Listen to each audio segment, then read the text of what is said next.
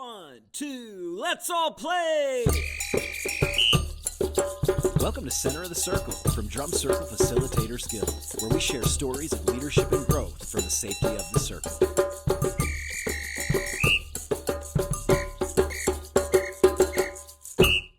Yes, it is another episode of our favorite show. Anyway, it's it is Center of the Circle. I am Chris Jane, and with me is Cindy Jones and Diana Wallace. Hi.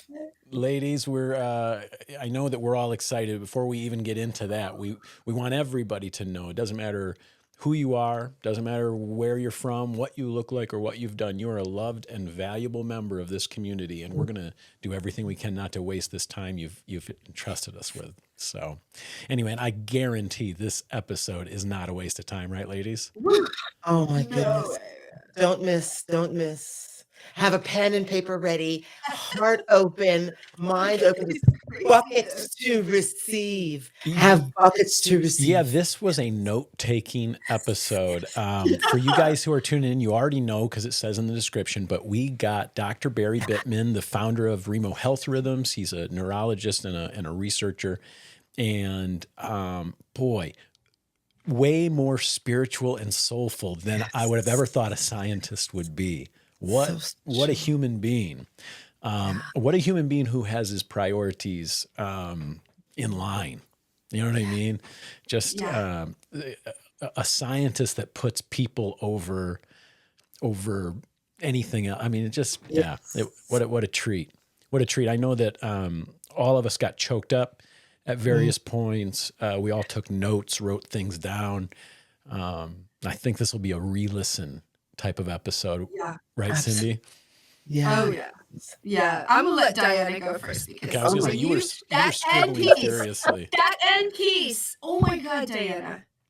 So beautiful. I just love, well, his determination to really validate and find the facts about the effects of drumming in community and how it changes our emotions, I guess to a degree, our ability to heal and understanding that all of this information had to be validated, but it comes down to truly, it all boils down to spirit. Connection. We're facilitating connection. We are holding the space for the group to find one another and the power in that. I just felt so inspired on so many levels, and then just to realize that it's it's the love between us. I felt very seen. It felt like the things that we feel, but we don't really have a way to express or articulate. Yes, he gets that. Yeah, he gets it. Yes, and has just, I guess I'm so sorry. I'm so choked up. I can't really speak. He presented it in such a highly technical way. But really made it which I really appreciated. He made it so accessible for the layman. Very accessible. Understand this is really heart to heart. This is how we are. This is why we are doing what we do, and how to hold this space with being clear of our objective and getting out of the way and letting science and spirit do their thing. It was beautiful. So good. So good. So good. We're gonna, we won't spoil anything else. You're here for it. You're gonna get to hear this conversation with Dr. Barry Bittman. I'm hoping you guys will notice, if you're watching this, that you will notice a bump in quality this episode. I think we're figuring things out a little bit. Thank you, Chris. We're getting there, guys. Sound wise too. A little bit better this time, video-wise better. So, hey, I think we're moving in the right direction. Thank you for bearing with us and being part of our circle as we try to grow it. But this is just like, you have made some excellent stew. Like, bring all the people, because this is just food for all of us. You've done such a good job, Chris. And I mean, he came because of you. He came because of the connections to you. And then I think he was just ready to do just another interview. Like, he's done hundreds of interviews, right? But then he saw us, and we're like the live, like, we're the seeds of what he's planted. And we we really feel it. We're not believers because of being part of a cult. It's because there's a direct physiological effect, and we've seen it in other people. And then so he's got to see it.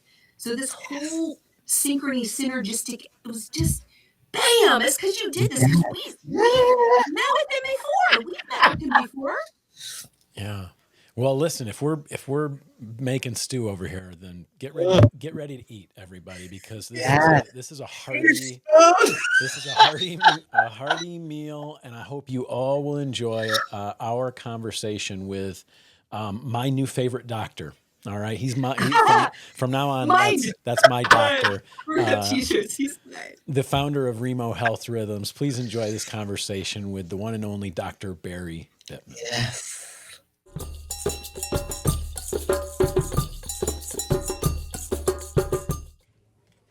Okay, we are back. We are back with Dr. Barry Bittman, neurologist and researcher, and more importantly, co-founder of Remo HealthRhythms, incredible program that I was lucky enough to go through this year. Dr. Bittman, thank you for joining us. How are you, sir? Great. It's my pleasure to be with you. Could you tell us, I don't think I've ever read or heard this, but can you tell us what your personal introduction was to drumming in any form? It's actually a rather interesting circuitous story. It began many years ago, probably in the late 90s. I had recently published some research on laughter in the immune system, and I was lecturing in Florida at a major meeting, and I was leaving the following morning. And at the end of my presentation, a woman walked up to me and she said, I'm a music therapist, which I thought was interesting, the first one I had ever met. And she said, would you like to go to a drum circle this evening? And I said, a drum what? And she said, a drum circle. And not having really anything to do that evening, I said yes. Walked into the auditorium for a large hotel in the area. And there were over 1,000 people drumming with a gentleman wearing a beanie and a fisherman's vest, standing on a riser. And I was absolutely blown away. It was probably the most fascinating musical experience I had to that point. Mm. That's incredible. And what did you? I mean, so what was the kind of the takeaway from that when you left that? Was there like, oh, I want to do this again. I'm getting one of these. You know. Well, not quite. I was extremely impressed. This was obviously a health conference. And as a healthcare leader, I had never seen 10 health professionals doing anything meaningful together. So looking at 1,000 people drumming together was a real shift in that paradigm. Mm. And I said to myself, this is really fabulous, but I want to be frankly honest with you. I didn't do anything with it at that point. So how long was it before it re-entered the chat, as the kids say today? As it re-entered your picture? Well, it was rather interesting. I was a healthcare administrator working in a hospital in Northwest Pennsylvania, and we started a wellness center. I started a wellness center a few years prior to that. And I basically committed to the hospital administration, and I was in the C-suite, that under no circumstances would we do anything that wasn't evidence-based. We had no trouble with strategies for exercise. We also didn't have any problem with nutrition. I think 3 or 4 books were in the best-selling top 10 in the country at that point.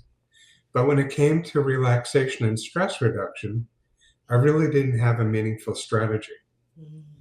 So we were actually putting together groups for patients with similar disease challenges, like cancer or chronic obstructive lung disease or, diabetes or asthma. And I was looking for something that we could do. So I had a friend who did Tai Chi.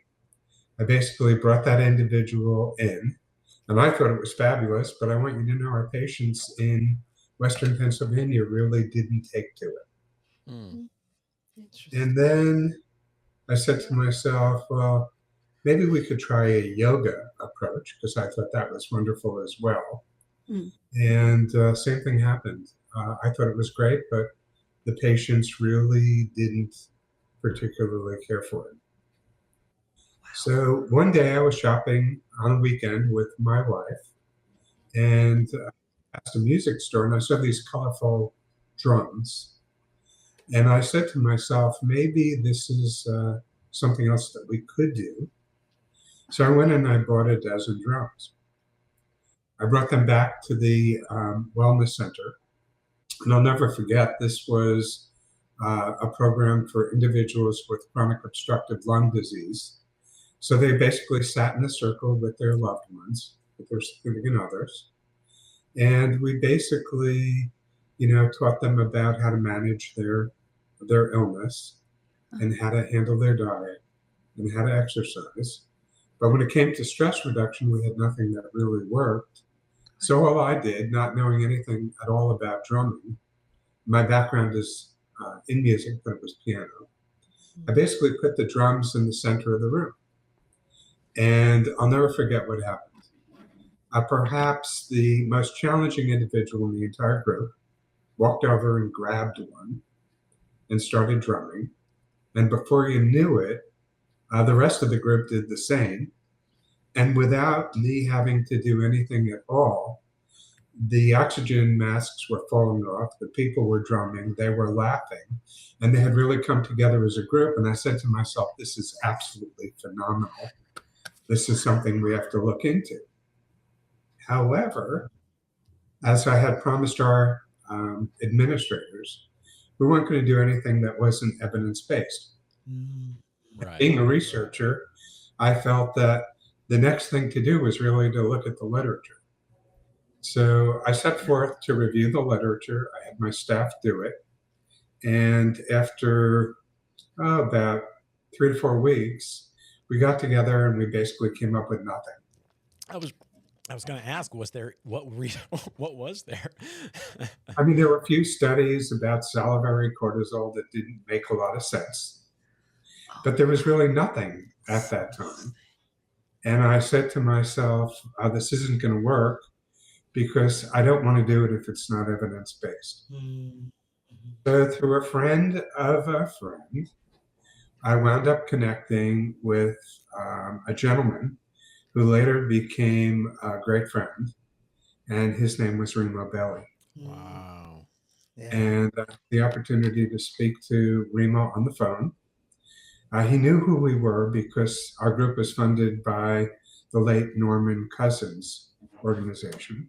He had read some of our research. And I said to him, I really want to do the first drum study that looks at this seriously. Wow. And he funded us on the phone. Wow. And that was the very beginning. And I'm sorry, what year was that? To put us in time, what year was that? This is in the late 90s. Okay. Awesome. And so with just a phone call, you hooked him enough. Now, I think in what I've read, he maybe was already looking for, I think you may have been the answer to something that he was kind of hoping for too. Does that sound right? Well, it was fortuitous. We became great friends. I also learned that his wife, Ami, who is still actively involved in the company, was a physician. Right. And they're very much interested in seeing if there was a link between what they were doing and any changes in real biology. So it was a match made in heaven. However, the pathway toward the final answer wasn't so straightforward. Okay. What were some of the first tests like? Yeah. Well, as a researcher, I basically designed the study. We got it through our IRB, our Institutional Review Board. The idea was to drum at the same day of the week, same time of the day, same group, same temperature, same controlled environment, and basically have the control group sit in a circle and listen to drumming music. Whoa. While the experimental group actually got to drum. Wow. Okay. And I was convinced that there would be a change that we could measure if we could draw blood and look at the biology of stress. Wow. Right. However, I wasn't right about it. Okay. What we actually did is we began to conduct a study looking at stress hormones. I'll keep it simple. Thank you. And basically looking at cytokines, which are orchestrators of immune function. And we worked with a university to actually analyze blood samples that were drawn by our nursing staff ahead of time and at the end of a 1-hour drumming session. And what do you think I found after an hour of drumming? Absolutely. I guess I was going to say probably not much. No changes whatsoever. You just In poked, the blood. but they gave blood twice. So here we are comparing the control group to the experimental group with no benefit or no impact whatsoever. And this was the beginning. That's got to be So discouraging. like a good researcher, I decided to do it again. Okay. And we repeated the experiment. And again, to my surprise, no benefit whatsoever. Then I said to myself, maybe we're making this too technical. Maybe what we should really be doing is more drumming and less talking. So I asked the facilitator, who's a great guy, to do that. He did. And again, on the third round, nothing. No improvement.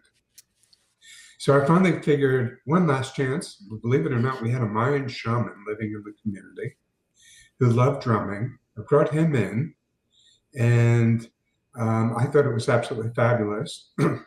I love music. And lo and behold, no change whatsoever.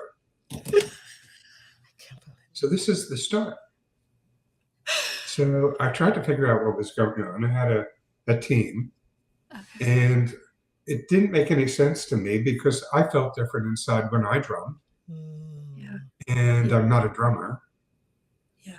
But why didn't it change biology? Mm. And it took me a little while to figure it out, but I finally did. The answer was pretty simple. Most of the people that were participating in our drum circle, you have to realize we eliminated people who drummed previously. Most of those people were intimidated. Yeah. And they said, don't pick on me. My music teacher told me to sing far, far away. Oh. So I'm not musical. I can't do this. Mm.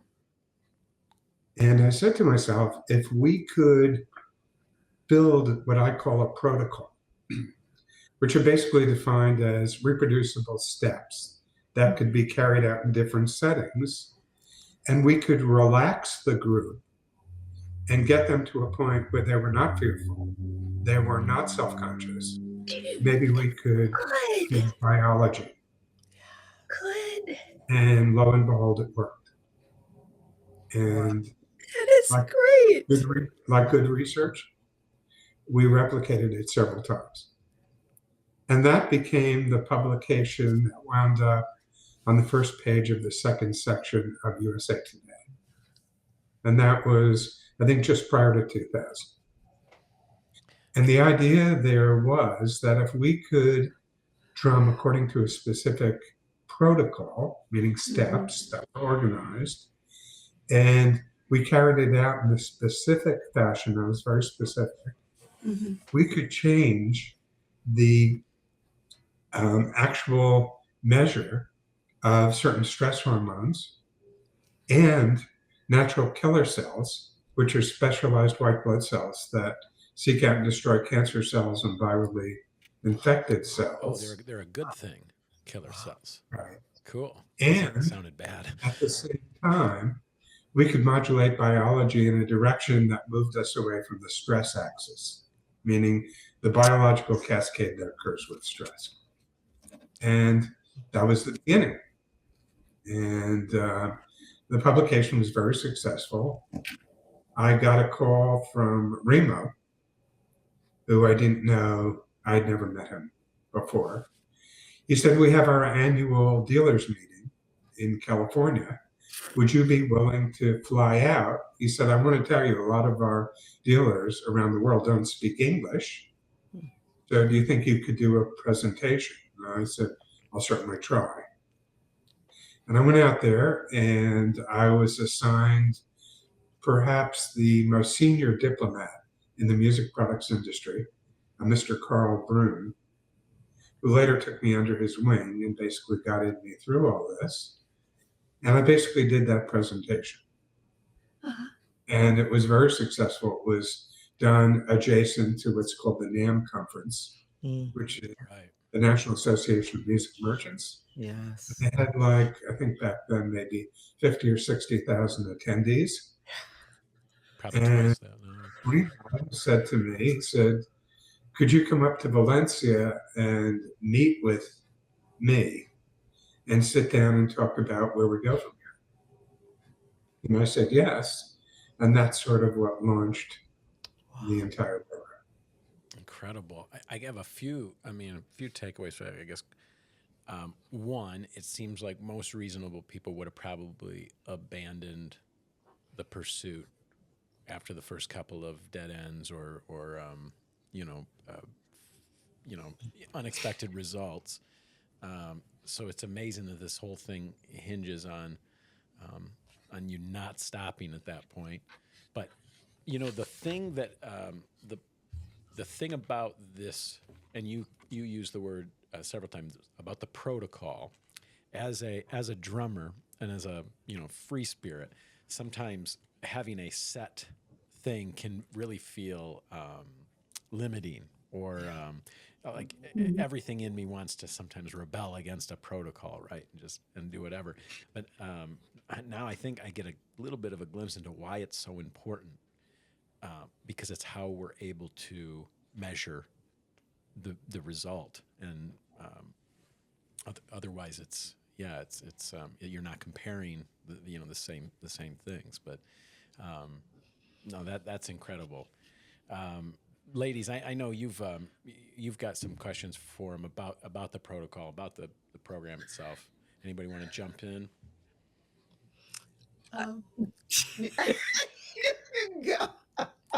We do this every time. We should have a system. Oh, Dr. Bittman, it's just such a, I'm just like this. I love hearing the origin story, which in some ways is all of our origin stories who are involved with the Drum Circle Guild, because we were exposed to somebody who was following some of your protocol in one way or another. And I'm really thrilled to hear the number of people that have been trained under HealthRhythms. That feels even more promising and heart expanding.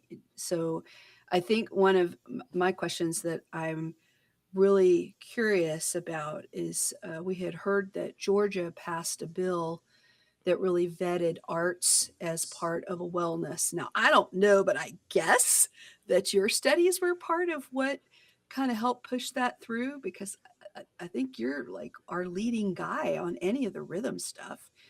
But I wonder what you think we can do to kind of help further open up the policies that would support us doing programs for wellness like HealthRhythms. That's a great question. That is a great question. Let me tie your answer into the continuation of the story, because there's a lot more to this. Okay. I left off with the fact that I got invited to meet with Remo, and as most of you know, we became close friends over the next subsequent decade or so. And Remo said to me, he said, Barry, what would you like to do with this? And I said to him, what do you mean? He said, well, what's our next step? I said, well, a lot of research collects dust, But I said, the music products industry isn't doing so great. Why not consider developing a recreational music making program? And he said, what do you mean by recreational? Sounds like drugs, recreational drugs. I said, not at all. The difference in my definition is that recreational music making is done for nurturing, support, and camaraderie rather than trying to make it to Carnegie Hall. And he said, yeah, it sounds great. So what do we do? And I reached into my briefcase and I handed him the artwork that I had created for the HealthRhythms drum kit. Okay. And he said, tell me about this. I said, I want you to develop a drum kit. I want to develop a national and international training program. And I want to make sure that we're training facilitators who can really follow this quote unquote protocol. And he said, let's go for it. Okay. And that was basically it. But I want you to know during this period, I had learned a lot. And I had increased my knowledge of drumming to the extent that I was convinced we were pretty much on the right track. And I'll give you an example. We started a drum circle in our community. I actually was not involved. And they started out with about 20 people. After a week, they had 40. And by 2 months, they had 60 people. Wow. By 4 months, they had 20. And by 6 months, they shut down the circle. And they came to me and they asked what I thought had happened. I really wasn't known as any type of expert in drumming, but people had read, the paper and they'd seen it in USA Today. I said, I think what you're doing is you're intimidating the group. You start out with a half dozen drummers who really know how to drum. They're musicians. They know, all about polyrhythms and everything else. And you sit down with a group of people that want to do it, but they feel intimidated because they can't keep up. And the facilitator is not really facilitating. The term facilitate means to make easy, facile. Yes. Yes. But the facilitator is doing is performing. And that type of performance is turning people off because they're saying, I can't do it, so I'm not worthy and I shouldn't be doing this. So that's why drum circles fall apart. And I actually, as you know, became close friends with Arthur as well. And I basically owned a company called Touchstar Productions at the time. And I flew to Hawaii for the drum circle training. Right. And he had his top facilitators. And the evening before the training was to begin, they had a drum circle. And he said, what do you think? And I said to him, Arthur, you're a close friend, but this is terrible. And he said to me, what do you mean it's terrible?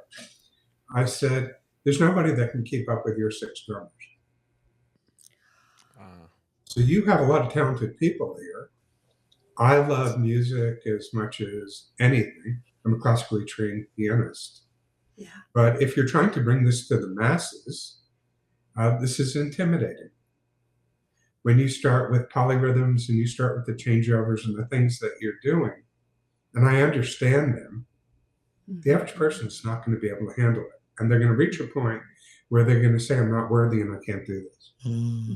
I didn't know Arthur that well, but Arthur turned out to be a phenomenal guy. He actually came to our training twice to learn what the philosophical approach was. And he taught us a lot. And I think we shared some insights with him. Yeah. And the idea was sort of get the group started and get out of the way. Yeah. And I really love that. Because if all they're doing is following me or it becomes a music lesson, then I don't believe that there's any biological transformation. Yeah. If on the other hand, the group has the freedom to do what they want to do and follow each other, then I've been convinced over the last 2 or 3 decades that this is nothing short of magic. Yeah. So I think that my conflict, if any, with drum circle facilitators is one, my rules are pretty straightforward. You don't perform. In fact, I'm not a great drummer, but I can drum at this point, obviously. You pick something up after 25 or 30 years. But what I do is I actually facilitate with clouds. So I don't dance around in front. In fact, I do my best to actually remain seated. And my goal with this circle, and again, most of this is, in the health field, is to find the people that need it the most and make them the leaders within the circle. It's powerful. And by doing that and enabling them to follow each other, it really works. In fact, the drum lesson that I built into HealthRhythms is actually a farce. It's not a drum lesson at all. The purpose of that lesson, which takes about 3 minutes, is to make sure that people don't hurt themselves. Yeah. Right. You're talking about the ABCs of drumming. Right? Yeah, the ABCs of drumming. Step number 4. When I developed that, my goal was not to teach people paradiddles. Right. Yeah, it's not a drum lesson. Yeah. But basically to give them an opportunity to sit there and literally play the drum without hurting their hands. And what I often did in my training, and I trained for Remo for I think about 15 years, is that I would smash my hand on the drum as hard as I possibly could, make an awfully loud noise. And I would say to the group, "What's wrong with this?" And the group would look at me sort of astounded. And I would say to them, "It hurts." And that's not what this is about. Yeah. The protocol itself is probably one of the few protocols that's ever been developed that's been scientifically tested. Right. Because what people do is they take their insights, they put them together, and then they say this works, not really knowing why it works. Right.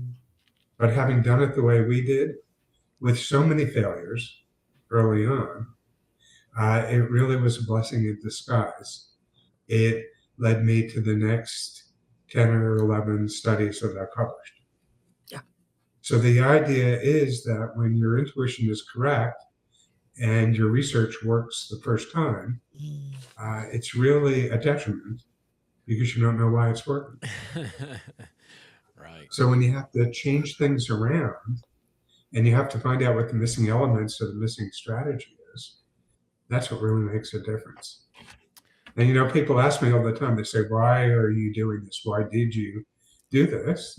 And my answer is because I haven't found anything in my career that works better. I want to hear that. I love Yeah. hearing that. Love it. Yes. I want to make sure we don't just glide over something, though. When you handed this little idea for a kit of drums, I've seen those. I've seen the Remo HealthRhythms kit. I was able to take.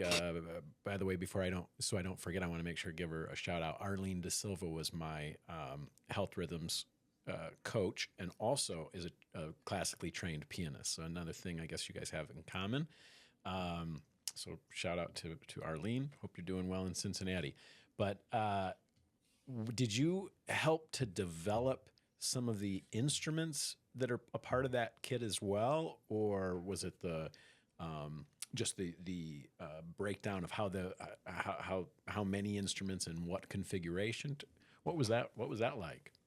We have to realize at that time I didn't know anything about drumming. I knew about research, but I knew nothing about drumming. So I couldn't tell a djembe from, the Tubano from right. Mm-hmm. So it was the Remo team that made recommendations, and we put it together.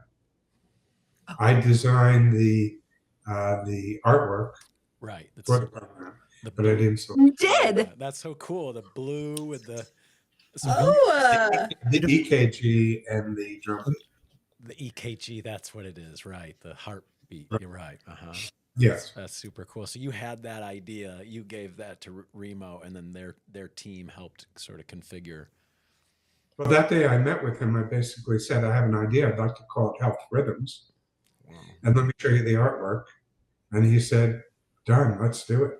Wow. Yeah. What a cool Look at guy. you. That's the second time that he greenlit your idea. First, just, right He off. became an amazing friend, and we did some traveling together and spent a lot of time with him. Well, keep us going then with the story. What happened next then? Well, the discussion of the research often got bastardized. Okay. Meaning people drew conclusions that were illegitimate. And I said to myself, just because you change natural killer cells or cytokines or, stress hormones doesn't mean you change well-being. And you have to realize I'm pretty much a classic researcher. Yeah. So our second study was to see whether or not we could actually reduce stress. And the field that I was focusing on is called psychoneuroimmunology, which is the interface between our thoughts and beliefs, our nervous system, endocrine system, and immune system. Of course, I was the neuro part of that. So basically tried to find a stressed out workforce and see if we could actually do this. Well, that shouldn't be hard in America. So back in the day, the most stressed out workforce in healthcare was long-term care. And Wow. it was very difficult taking care of older people. And there were a lot of cases of elder abuse. Wow. And I said to myself, why don't we go to a long-term care center and do some research?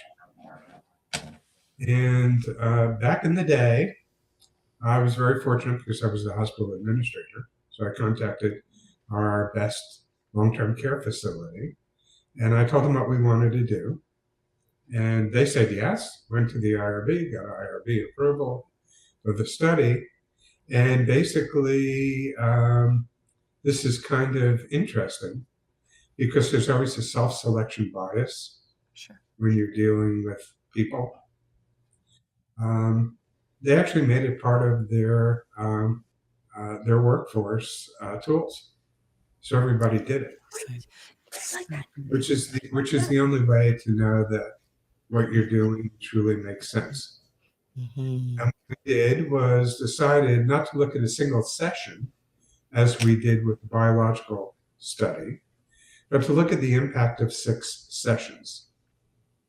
Okay. And I selected 6 sessions, a week apart each, because of behavioral modification theory, which is something you're probably very familiar with in counseling, which basically extols the fact that it takes about 6 weeks to change a belief.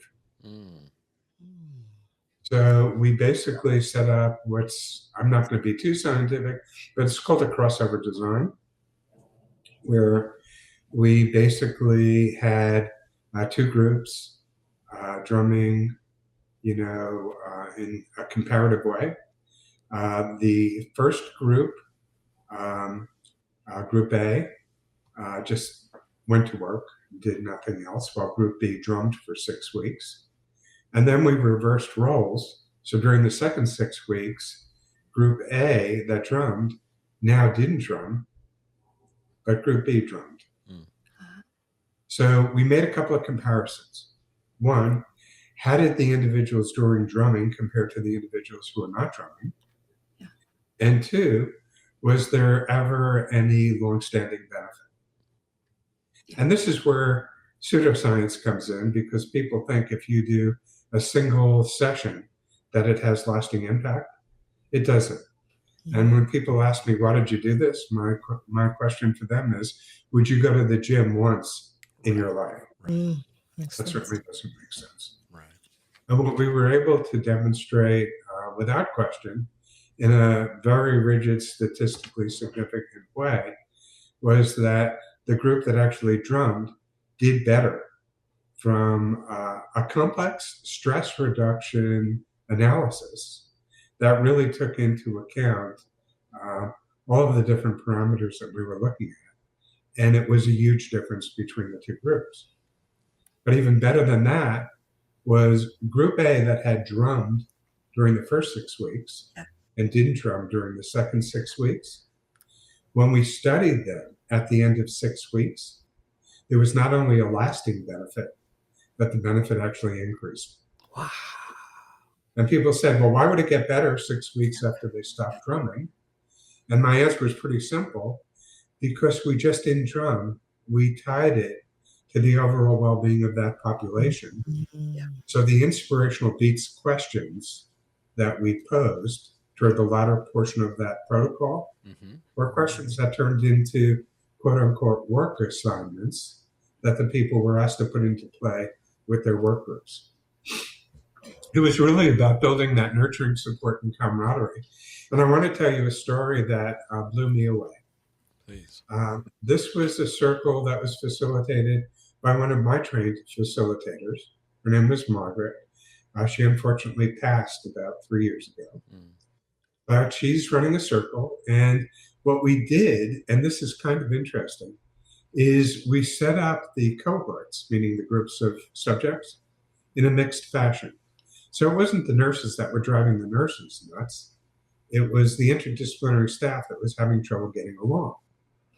So the bottom line was that we brought together groups of nurses, of aides, of social workers, of pharmacists, of, people that were scrubbing the floors and so on. And we actually worked with them together. To make a very long story short, doing one of the circles, one of the maintenance men was actually hitting upon one of the nurses' aides. And it became very obvious, and my facilitator basically got frustrated and said to him, I don't know what we're doing wrong, but we can't seem to reach you. And I want you to know he exploded and said, this is the dumbest thing I've ever done in my life. Wow. And everybody just kept quiet. And he said, my brother died of leukemia. Now my son is dying of leukemia. And you guys are doing this stupid drumming stuff. How do you expect me to take it? And he put his head down. And then the protocol really worked because people realized it wasn't about drumming. The entire group came together and hugged him. Oh, wow. And, you don't see a change in the moment. But after that, and he reported the facility 3 times for different things to the state agency. But he showed up early. He stayed late. He was helpful to everybody. And while I can't point him out, if you saw my CNN headline news interview, he was the guy that was drumming the loudest. Wow. So he became the evangelist. Yeah. So the idea here was to basically allow the group to come together. And I'll tell you, early on, I had some problems with some counselors when I trained them because they really didn't understand the philosophical framework that I was using. So my question to the group is, what do you do if a person breaks down in the group and starts crying? And every counselor in the early days basically said, well, we grab a tissue, we sit down next to them, we comfort them. And I said, absolutely wrong. You do the hardest thing in the world. You don't do anything at all. Because if you do, you cut off the group. You can wait out 20 seconds, which can feel like an eternity in that moment. I guarantee you someone will come to the aid of that person. And before you know it, the entire group will surround that person. Yeah. And if I had 5 hours to give you countless examples over my 30 years of doing this, that's always the case. And let me give you an example on how this works. And, it happened in the clinic. There was a drum circle group. It was also COPD, chronic obstructive lung disease. This is HealthRhythms. And I would not facilitate the group, but I would come in. I was running the center. And I walk in, and one of the guys who was on oxygen got really pissed off and said, Dr. Bittman, what are you doing here? I said, well, I'm here to sort of help. He didn't know that I, developed the protocol. And he said to me, how could you possibly understand what I'm going through? He said, "You're a wealthy doctor." I wasn't wealthy, by the way. And he said, "You don't understand what it's like." And I said, "Well, why don't you tell me?" He said, "I worked 3 jobs my entire life. I put my kids through college. And all I ever wanted to do was retire and go fishing." And he said, "Instead of being able to do that, what I have right now is my anchor." And he pointed to his oxygen tank. And what do you think I did? Ready for this? Not a damn thing. And I'll never forget this as long as I live, because my patients have taught me everything. The guy sitting next to him said, "I'll pick you up at 7:30 tomorrow morning. We're going fishing." Nice. So my philosophical framework is not to show off, not to lead by performing, to intuit the group, to understand what people need, to get them started and get out of the way, and finally, let them come together as a group, which is my purpose. Let them develop that support network for patients in, various groups that focused on everything from surviving cancer to, serious illnesses. But it also worked in the corporate setting. I later used it as a hospital administrator to basically engage groups or departments in the hospital that were not getting along and not performing. Yeah. So if you follow my very simple philosophical approach, you get the biological changes. Now, I want to clarify something, and I want to make it, really straightforward. I'm a classically trained musician, and I love music. So I'm not knocking the drum circle where you get 8 people to come together and show their chops. To me, that's wonderful. There's a time for that. Right. But dealing with the public, and your goal is to engage these people and help them move past their challenges and reduce their perception of stress, that doesn't work. Yeah. That's I learned in 30 years. I was gonna say that one of the things that struck me, and I'm holding up for those of you that are just listening to this, I'm holding up my badge that claims that I'm a trained health rhythms facilitator, and on the back is a very helpful reminder of the steps of the protocol. And what's jumped out at me right away, the first time I went through it, was how little drumming there is, or can be. Of the 45 minutes to an hour, maybe 20 minutes, 25 minutes maybe is drumming at the most, and it really, depending on who's facilitating, there is still a ton of flexibility. I didn't recognize it at first. It seemed very rigid, but there is a tremendous amount of flexibility in how you progress through these steps. But now, as I hear you explain your philosophy, it's helping me to get it a little bit more about why we're doing these things. Well, let me spend just a few minutes taking you through the protocol and explaining why we did what we did. Please. The bottom line for me was I realized that we had been able to change the biology of patients, of people with laughter in the immune system. So we incorporated that. We started with a wellness exercise that was relaxing. Then we got into shaker pass, but we made it so that it became crazy, and we told our facilitators to drop the egg shakers first. Then we did a very simple drum lesson to prove to people that there was no learning curve here. Right. It was not going to get more difficult. Right. Then we actually got into group drumming, and we gave people a chance to lead and a chance for people to follow. And then we got to the most important part of the entire protocol, which is called inspirational beats. And inspirational beats is, by this point, the group has come together, they've gelled, they're no longer fearful of drumming, they're having a good time, they made some good music. And now we ask them to say something on the drum that's too painful to say, with words. And if you look through the dozen or so research studies we published, inspirational beats for all of them, we published what we asked. And we would always ask 2 questions. The first one would be negative. The second one would be positive. Okay. So the first one would always be, how'd you feel the last time you were at the end of your rope? Mm-hmm. The second question might be, how did you feel the last time one of your coworkers did something amazing for a patient? And what we did is we focused our attention on that person beating out the rhythm that they felt, and then saying to them, could you tell us what you communicated on the drum? And many people couldn't do it. So then, with full respect for the person, I would say, do we have your permission to ask the other people in the group what they heard? Oh, wow. And when we did that, I've never seen anybody come up with anything nasty. The group would come back and say, we saw a transition. We saw you moving from uncertainty to strength. We saw you moving past your challenge. Is that what you really meant? And that turned into a discussion. I didn't come up with this term. The press did. I've done hundreds of interviews. But the press calls it percussion discussion.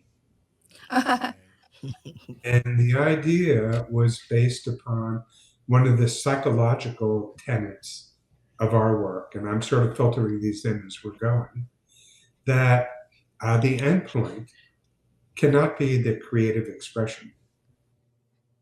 That's an important part. It has to be processing the creative expression.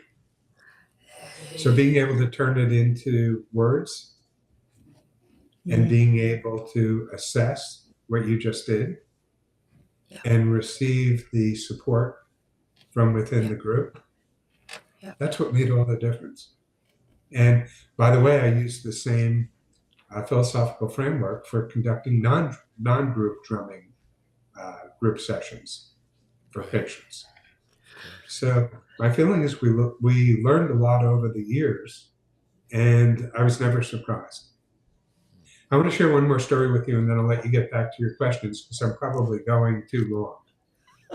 But we were running. So interesting. We were running a retreat for medical professionals who had cancer or their loved ones had cancer. We would do this half a dozen times a year at a hotel where we had counselors and myself and others leading group sessions for the patients and their loved ones. And these were all medical professionals or, the families of medical professionals that were dying of cancer. And we had one guy, I'll never forget this as long as I live. He was in his 20s. He stood out from everybody else because he was in a lot of pain and he couldn't sit in a chair, so he lied on a couch. But he wanted to participate. And his mom was there, and I think he really did this for his mom because this really helped the caregiver, for those of you that know this work as much as the patient, not more. And in those days, I didn't have the confidence in the protocol. This was early on.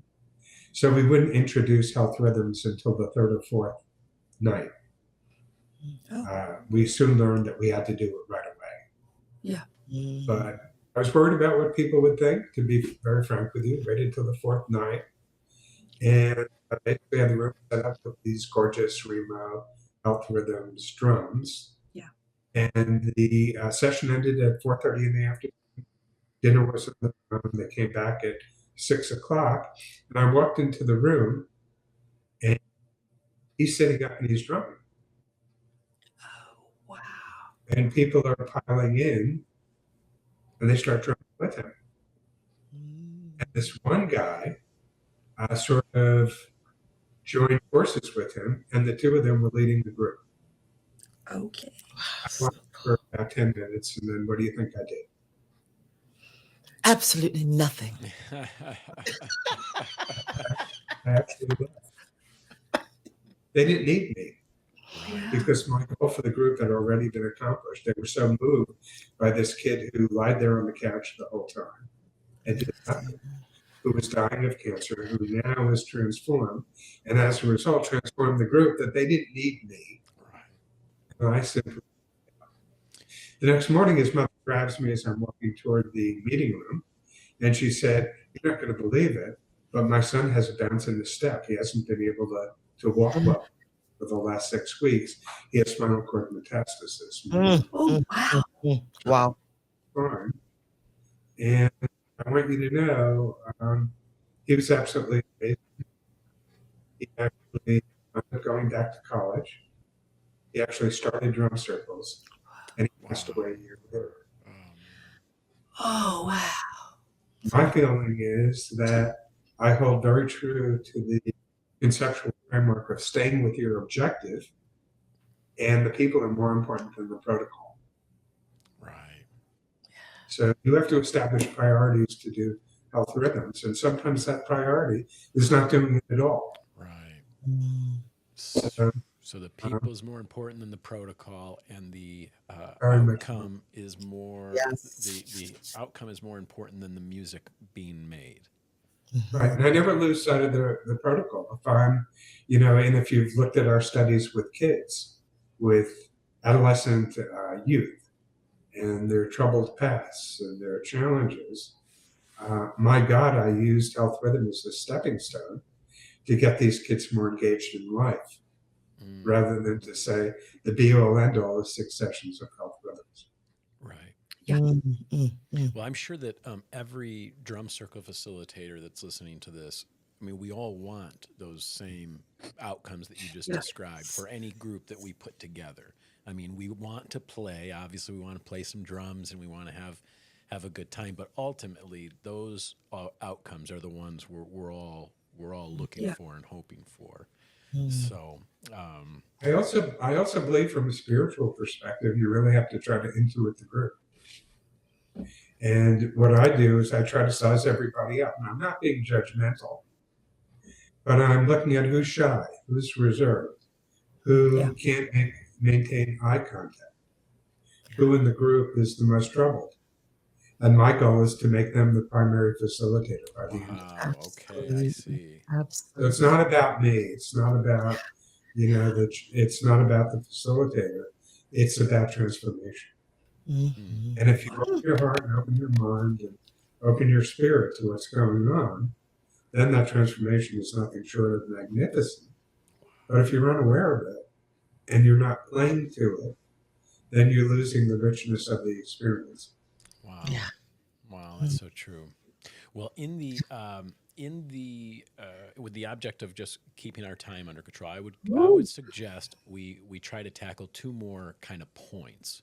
One, I think we all want to know what you're working on now and what you're hoping your near future is going to look like research wise. And then two, we'd love to get advice for our group, the Drum Circle Facilitators Guild, and facilitators, and how we should be, how we can use this research, or how we can just kind of raise the level of the entire community. So I'd love to hear what you're what you're working on now, or where the state of the field is at the moment.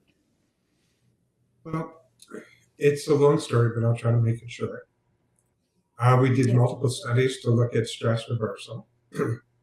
In 2001, I think the human genome was sequenced. We had an opportunity at that point to partner with the group that did it. And we basically looked at the first recreational music making study looking at 47 stress genes. And we were able to show statistically significant downregulation of the stress genes. Let me interrupt you for 1 second, because this is one of the points that I want to be able to make. You've brought your research so much more to life right now. All the stuff that I've studied and been sharing, when you talk about it, it comes to life. Absolutely. But genome, what does genome mean, right? For the lay person and the policymaker who's not a scientist, like, this is the place where it's the human talking about the experience with other humans and what's happening, and in this bigger thing called the genome. Can you just say it in a layman's way so I can? And Diana is working with these older folks in some facilities, and Diana is a powerhouse. She's not talking about genomes, but I wouldn't be able to say that, Yeah, it'd be nice if we could have a basic understanding, huh? Yeah, let me simplify a bit. The problem with our research is, again, the interpretations were wrong. People said we could cure cancer with drumming, which we can't. Could it be helpful? Yes, but we never took it to that extent. Second, people started saying that, the whole thing was due to cortisol because some prior research said that. And by the way, in our first study, we showed no modulation with cortisol whatsoever. Wow. So that was not it. Interesting. And after publishing 3 or 4 studies, I said it's time for us to get to the mechanistic reason that this works. And the way the human body works is we're made up of DNA. All of our cells, it's not just heredity, it's everything that goes on. So, a cascade of changes from our DNA builds all the signaling substances in our body that change our health. So with the sequencing of the human genome, the question was, could we look at the genome, look at the specific genes associated with stress, and could we show modulation or changes in those genes with recreational music? And we did the first study with 47 genes. It was extraordinarily successful. And then I had the opportunity to work with the former chief of cardiology at Walter Reed, the Department of Defense, major medical center, and basically looked at the entire human genome with recreational music. We used what's called the Clavinova connection, which is what I developed afterward, which was basically a health rhythms protocol with electronic pianos, but it was the same basic protocol. And we looked at every single gene in the human body, all 17,000 functional genes. And it took us 3 years to do the analysis, but we were able to show incontrovertibly that we were able to modulate those genes toward health by engaging people in recreational music making, even though they were convinced they weren't musical. So the experience was biological. My latest research, not on health rhythms actually, but it's still on music, because I still believe in where I started as we began this discussion, in nurturing support and camaraderie. And our paper was published just in December or January of this year. It was January of this year. It was on United Sound. It's a group that has branches throughout the United States. And these are kids that are facing disabilities who are in the school system, whereby which they actually get integrated into school orchestras through a very interesting mechanism.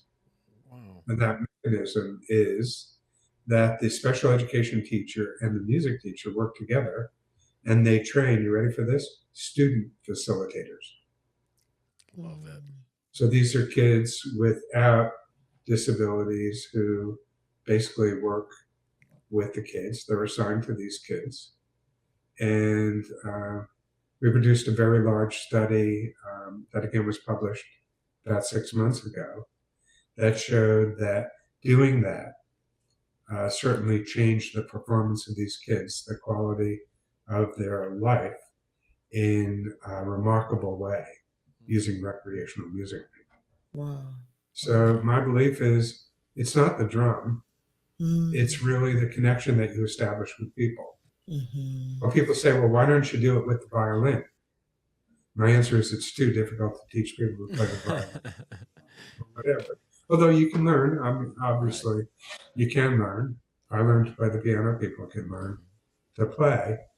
But the beauty of the drum is it's affordable, it's accessible, and it's effective. You're right. Yeah. So you can sit down with the drum right away and create the environment where this works. Right. And I hate to be philosophical, but let me say this and then I'll take your question. Yeah. If you go back to ancient times, I believe that civilization evolved around a campfire. Mm-hmm. Maybe they weren't drums, maybe they were banging on sticks or clapping on their laps or whatever. But I think creating a rhythm together is transformative to a civilization. Yeah. Sorry. No, I was just going to say, yeah, if you hit anything once, twice, three times, you've got a rhythm and you're playing, you're drumming. Whereas I wanted to point out for people who maybe don't know, I didn't realize this until I took Health Rhythms, that there is a sister program, would you call it, for clavinet or for keyboards? Clavinova Connection. Thank you. Nice. Clavinova Connection is like a similar program. Do you want to just touch on that real Health quick? Rhythms on keyboards. There you go. Health Rhythms on keyboard. So it's not that it Nice. can't. It's not that it hasn't branched out. I just wanted people to know that. I just wanted to touch on, you just said making a rhythm together. I wanted to know, what is different in the brain when you're drumming by yourself as opposed to when you're drumming with a Yes. group? Is there something, vastly different that happens in our... I think there is. And I think that none of our research can be generalized to a person drumming alone. Okay. So all of the research studies, including this last one with the kids facing, these multiple challenges, is based upon relationships with others. And my feeling is every kid wants to be part of the band. Yeah. And I did my first presentation on the last research by starting out not with a title page, but with a picture of a school with all of the kids in the back talking to each other, and they were blurred. And one kid sitting on a park bench alone with his head down. And I think what we're really talking about is loneliness. Yep. And a feeling of being separate or different, not being appreciated, not being respected, not being loved. Yeah. And you have to realize I developed this not from a musical perspective, Right. because frankly, my musical experiences were not positive. I was a serious piano student in my teens, and my last concerts were in Steinway Hall. And I hated every minute of it. There was a part of that tore my guts out. And my professor, who was the youngest head professor at the Conservatory of Vienna, he'd be rolling in his grave right now if he knew what I was doing. Right. So my feeling is music wasn't invented for performance. It didn't come into reality so that somebody could get up and win a Grammy. It didn't come into existence for the reasons that we as a society so appreciate music. It came into existence to bring people together. It came into existence to allow us to share our inner beliefs and our spirituality. Right. Express ourselves. And one of my later studies I was performed within the last 3 or 4 years was on gospel music. And we looked at cardiovascular disease and the impact of this in an African-American population in a church. Wow. And basically how to combine health rhythms with a cardiovascular education program to better engage the members of this church. What happened? And it was, what was the result? so if you look at my common thread, it's not about paradiddles, it's not about polyrhythms, it's not about, fancy drum circle moves. It's really about how do I facilitate taking the group from where they are to where they need to be. Yes. And that's the essence of transformation. Yes. Facilitating connection. That's what it is. Yes. What you do. Yeah. And I want you to know that technically I understand the rudiments of drumming. So I'm not telling you that I'm a hack. Right. No. But I don't feel that they have a role in this type of work. Yeah. Got it. Yeah. Amazing. Yeah. Let me share one other story with you, which I think you'll love. It's kind of freeing, Dr. Bittman, to know Yeah. that. Yeah. I was the CEO of the Yamaha Music and Wellness Institute for 15 years. Right. And one of the things that they did early on is they took me to what I call retail therapy. So I would walk into piano stores and talk to salesmen and try to understand, how do you sell a $350,000 piano? And those salesmen all told me the same thing. They said, we don't play for the customer. And I said, explain more. He said, most of us that are selling these kinds of pianos have degrees in music, whether it's performance or composition or whatever. If I get up and I play that $350,000 piano for a potential customer, they walk out of the store. Yeah. They walk out because they say they can never do what I'm able to do.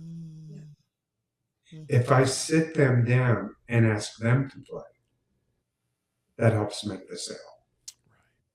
So what I learned early on, and not everything I felt initially followed through, but what I learned is if you get them started and get out of the way, they'll continue. If you progressively make it more and more complicated and you turn health rhythms into a drum lesson, it's an abject failure. People will hit the wall.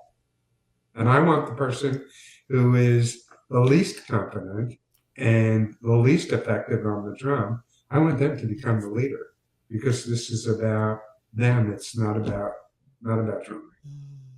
Yeah. You know what? I think as a drummer, I have been guilty more times than not of turning people off, maybe when I want to show how accessible drumming is, and I want to show how it's for everybody and how easy it is. I think sometimes what I do is make them think that there's some barrier that there isn't, and it actually keeps it. Oh no, you do it. That's for you. It's not for me. I'm not going to drum. You drum. And well, let me share with you how I start the rhythms, because I'm really not a drummer. I basically say to people, one, anybody can do this. There's no learning curve. It doesn't get more difficult. It's not more challenging. But watch this. And 1, 2, 3. And I tell them to fill in the end. If I do that, after about 5 rounds, I back off and they're drumming. Nice. And every time I observe a circle where that facilitator is playing a complex rhythm and then bringing in a polyrhythm and everything else, I say to myself, boy, you have no idea what you're doing. And I don't want to profess to be the world's expert on this, but I have to share this with you. I do know what works and what doesn't work through the research. And again, your what works is not, your definition of working is not a high level of performance. It's the result of building community and of people coming together. So yeah, you're right. It doesn't work for that. Or people sharing their compassion for each other to move past an obstacle. Right. My question is, how do you facilitate the best we can be as human beings? That's really what this is about. And I'm not knocking anybody else's way of drumming. Do it. But if you want to do it with specific groups and you want to do it to help people, I think that, I've shared quite a bit of my philosophy with you already. It's pretty straightforward. It's not complicated, but it's about them. It's not about you. Yeah. Well, what's next research-wise for you? What are you working on, or what threads are you chasing? Well, I kind of think that at this point, the research, I'm going to be very frank with you. I had 2 goals with the research. One, to prove that it worked. Yes. And to understand how it worked. And 2, to basically create the credibility so that this could become invested in these different environments. That's right. So whatever the next project is, it's going to be done in an area where drumming may not be so acceptable right now. And I'm telling you, that's not easy, because we have, as I said, more than 38,000 people that are doing health rhythms right now in 26 or more countries, and they're using it for practically every purpose you can imagine. Right. So, my feeling is it's probably more of the same type of research looking at biological, psychosocial, or genomic changes. Are there other teams or labs pushing this forward that you're kind of excited to keep an eye on, or at your work? Well, this is my major disappointment. The one thing that really has not carried through is I thought when we started this in the 90s that this would trigger an entire movement of research. And it didn't. So when you look at some of the drum research right now, it's not very impressive. And I think I understand why. I think it's hard to do research. I think it's challenging to find a population that can stick with you and that is not transient. And it's difficult to get the right people leading these studies that have the credibility to get published. But my disappointment is that there really aren't other teams out there that are truly succeeding with this type of work.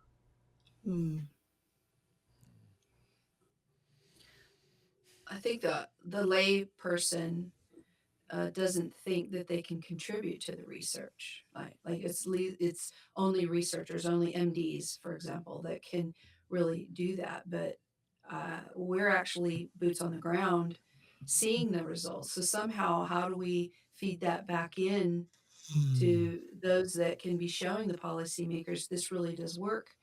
And you can have paraprofessionals making a huge difference in hard to reach places. Well, I think the best thing is probably to look at the bibliography that exists. Yeah. And to use the abstracts from our research studies to try to sway those thoughts. And the second thing is really to create your own studies. And I actually used to teach a research protocol class on how to develop a study, how to carry it out, and how to do this type of work. That might be something that could be valuable for your organization. Right, because anybody I hate to say this, but a lot of people are critical about research because they don't understand. Right. That's what I'm saying. Well, you brought it to life. It's so exciting to talk about it. Is nobody's interested in drumming. The doctors that control these journals don't want to publish anything. What we're saying doesn't have any impact. And my response is you don't even understand the language of research. Okay. So I think partnering with someone or working with someone that has research experience is really critical. I know Diana and I want to be on your team. Diana and Ryan, Chris. Well, we want to be on your team.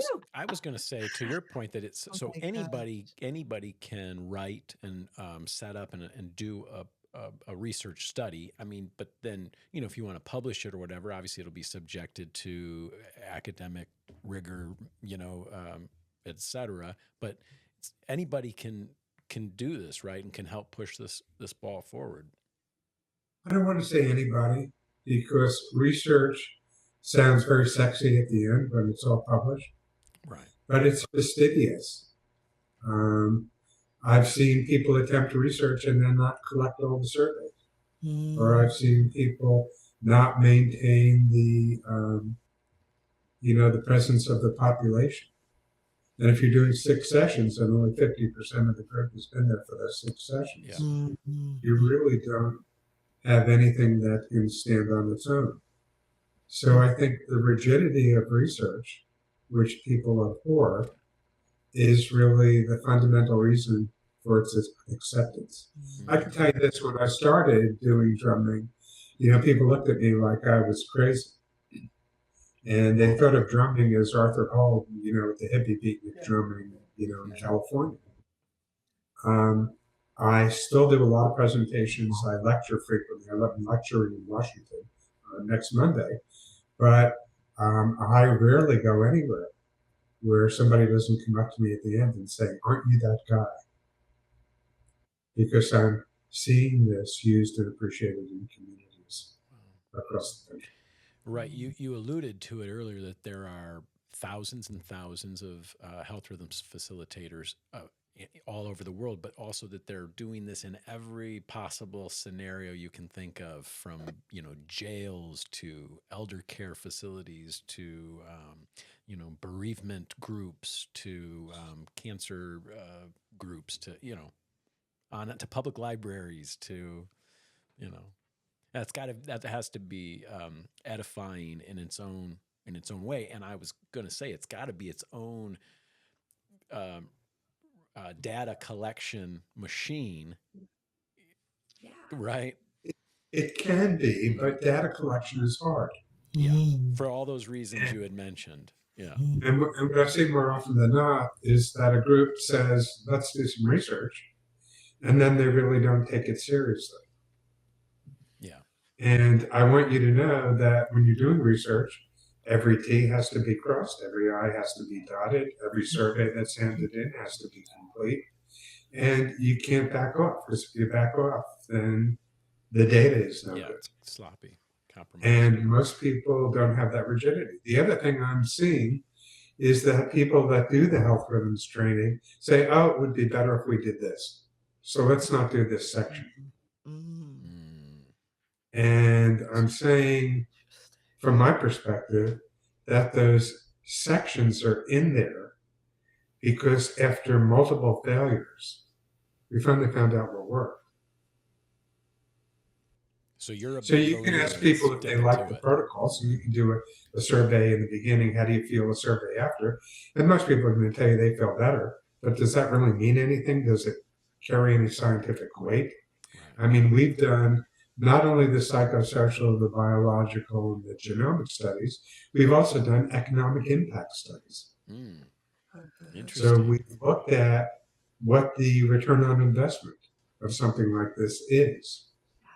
And the rigidity by which it's done, in my opinion, requires a layperson to work with a professional researcher, somebody that understands the language.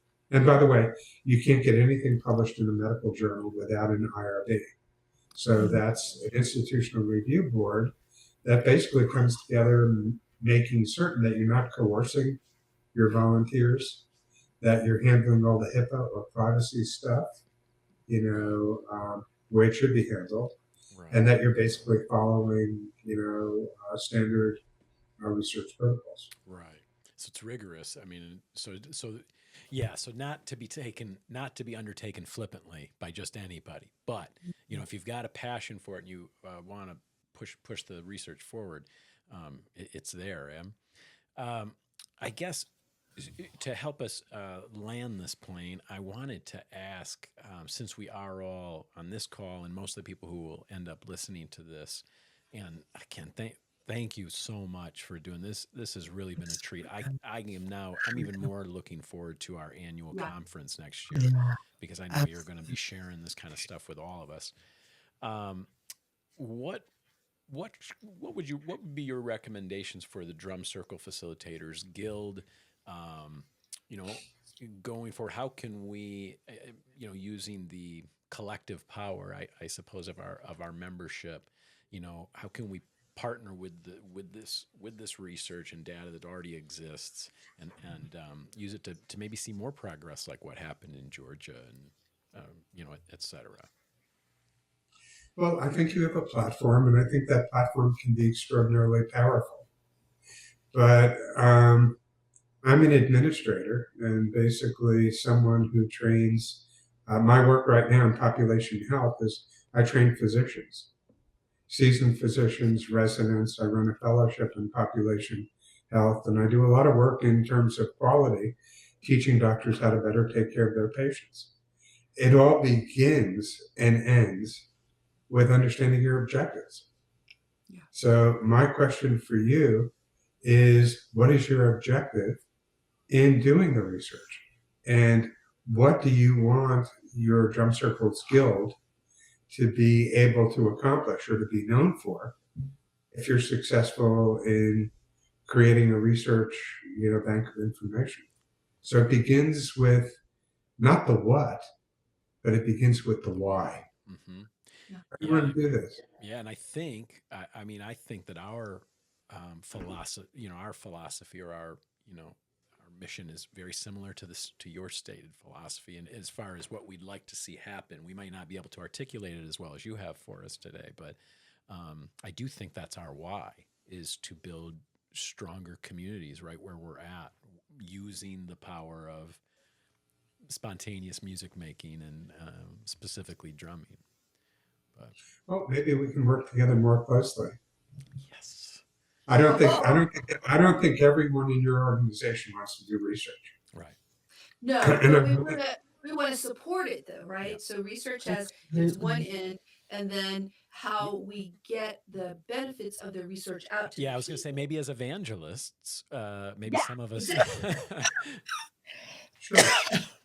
I think that there are probably members of your organization that after hearing this will turn around and say he knows nothing about drumming.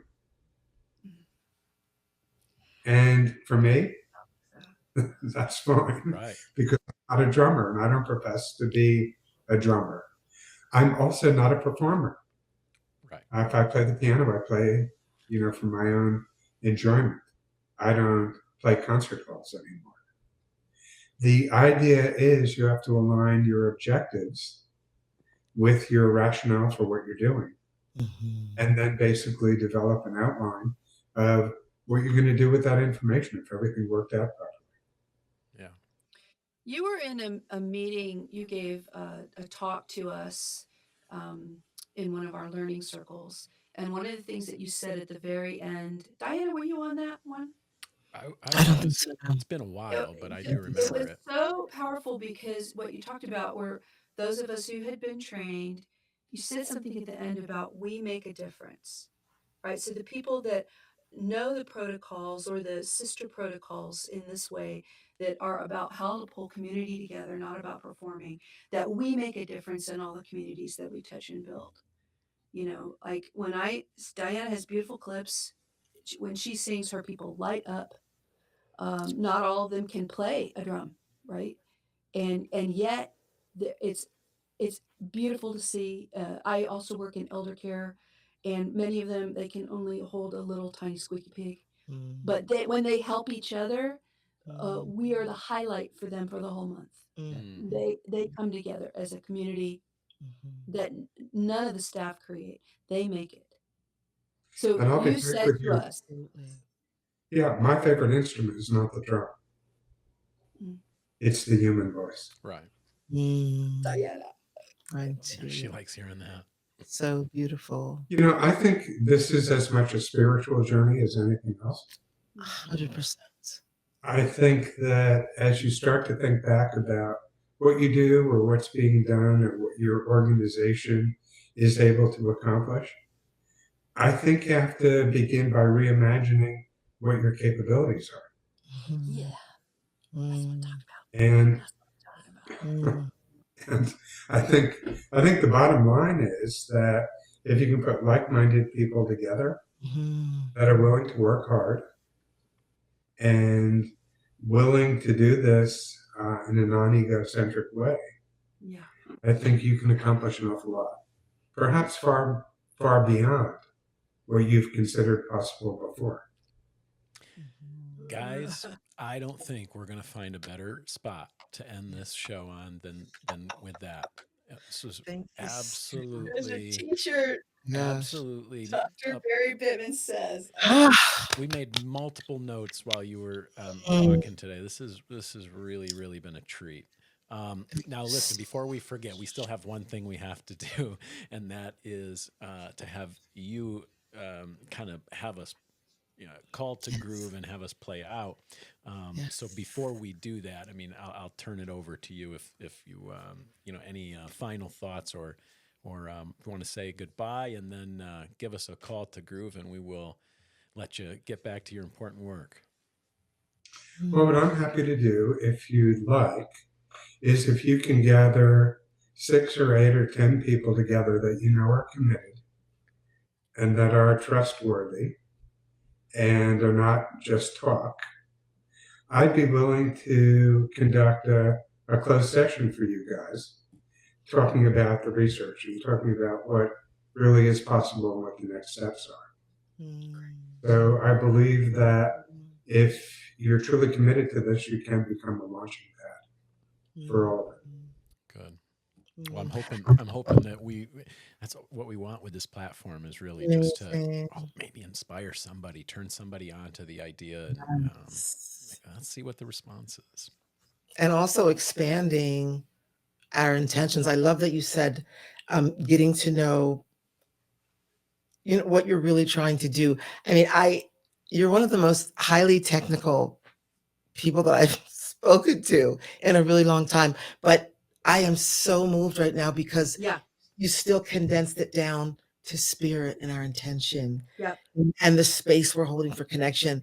And for me, that's everything. It's everything. That's what happens when we're in the room. We're bringing out or holding that space for the best to come out in everyone. That's why we're doing this work. I believe. Yeah. So I thank you so much. I have to go cry after this because I feel so humbled and moved and inspired, and wow, this has been incredible. Thank you, thank you, thank you. Thank you so much. Well, thank you. And let me tell you, you've just inspired me as well.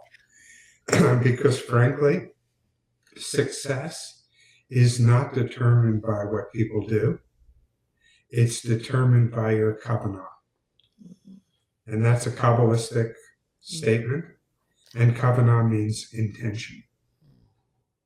So if you can maintain that intention and you can focus on what your objective is, whether or not the person responds the way you expect them to is not the issue. That's right. Because what you think is occurring may not be occurring. One of my favorite authors, and I've written some books, is Richard Bach. Yeah. And perhaps his seminal work was Jonathan Livingston Seagull. And I've quoted him in my books. And he said something which I think really summarizes what we've been talking about today. Don't believe what your eyes are telling you. He didn't say showing you, he said telling you. Look with your understanding. Find out what you already know. And you'll see the way to fly. That's Fletcher Seagull talking to Jonathan at the end. Beautiful. And to me, this whole thing is a spiritual journey. It is. And it is about kavanah. And it's about trusting that what needs to happen can happen. If you are disconnected from your spirituality, if you don't believe that what I'm saying to you is coming from the heart, then you really cannot be a facilitator. And I'll give you an example. When a person breaks down in your group, that 20 seconds before the group springs into action can feel like 3 hours. But you have to believe that the answer comes from within the group.